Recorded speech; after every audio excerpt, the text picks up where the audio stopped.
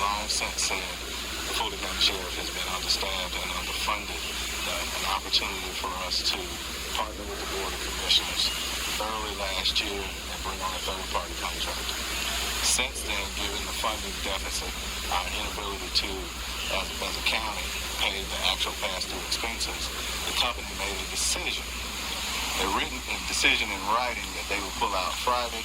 Unfortunately and regrettably, at around 2:15 today, company employees were told to vacate their jobs, abandon their position, and not to come in to work tonight. So we worked with our county manager, we worked with our chief human resource officer manager for the county, and we are available and are using our vacancies to actually hire those individuals. The last thing I wanted to do is have anybody be unemployed, be in a position where ultimately they are without a job.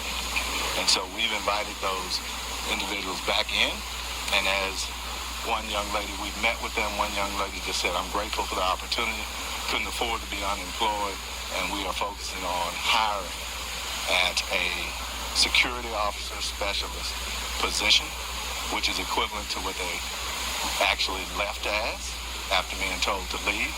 And essentially, because they're coming to work for the county, they will get a 10% pay increase as well as benefits. So I'll take any questions that you may have. Sheriff, how much did the sheriff's office owe to this company? So it's nearly $1 million that ultimately over 3 months that we actually, from the perspective of the unfunded or being able to not fund that properly, we owed that, and obviously like any good business, they wanted their money. What I found disingenuous though was during our conversations today, during negotiations today, they actually told their people to abandon their post. And so at that point, I found that disingenuous, and we found a way to move forward. Sheriff, does that mean that you did not plan on paying the excess of $1 million?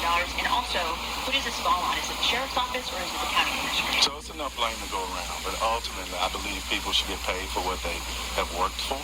And so we will work diligently to make that happen. But ultimately, we have put ourselves in a position where we can create and maintain a safer environment by employing these individuals. And we want to create a safer employment opportunity for them as well as those that we provide care and custody to. Can you talk how many employees did you hire back? Right now, our target is nearly 50, specifically 47 that came in tonight. And that is understanding that the third-party contractor went from a buildup of 30 to almost 80-plus individuals, so that's nearly half. We have scheduled them accordingly so that we can possibly create the safest environment that we have. Why were they not paid for the past 3 months? The company itself, again, so this is a budgetary issue that we have continually fought for. And so we were not in a position, again, we talked about the historic underfunding of the sheriff's office, and that played a large part. So if you're not able to pay them, no. I understand that these employees, from talking to the CEO, that they were actually paid by this company, but the company was not receiving money from Fulton County. So essentially these employees haven't been paid, but they're being paid by the company. The company is out over $1 million. Well, the company has said they paid employees, but the meeting I just left, there were several employees, 10 or 15 employees that said last week, week before, these people didn't get a full paycheck. And so I'm happy to onboard them as Fulton County employees, because one thing that Fulton County does well is take care of its employees. So if you haven't been able to pay over the past 3 months because of first character service, and you're hiring people with an increase in pay, how is the sheriff's department going to pay for them? So there are two different buckets of money. And so ultimately, we're using our vacancies, as I said, to really bring them on to a livable wage. Really, as I found out, it was heartbreaking to see that some of these folks weren't even making a livable wage.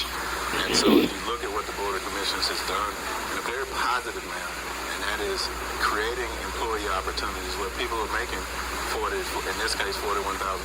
But why couldn't this have been fixed before this? Because I mean, if you had this pot of money over here that you're able to hire people with now with pay increase, why did it get to this point where a company hasn't been paid nearly $1 million? So again, there are two different buckets of money, right? One is contractual money. The other, what we're using, are monies that were gleaned from the vacancies. And so we're able to, because as we continuously hire, and we have done a great job. The women and men of the Fulton County Sheriff's Office, every day they come into an environment where they have the hardest job really in the state of Georgia, and ultimately should be paid accordingly. And so where we continuously recruit, we've recruited almost 750 people in the last 3 years, retention becomes an opportunity. And if you follow the Board of Commissioners, if you look at where we're not able to pay double time any longer, where overtime was cut, there are buckets of money that really lie in our vacancies. And so with the Board of Commissioners, or actually with our partners over at the county manager's office, again, the chief people person for the county, a sustainable way now for us to move forward. Does Fulton County plan on paying this third-party company the millions of dollars that they are? As I said earlier, I believe in paying for people the work they've done. And so contractually, we will get there. We just weren't going to be able to get there as quickly as they liked.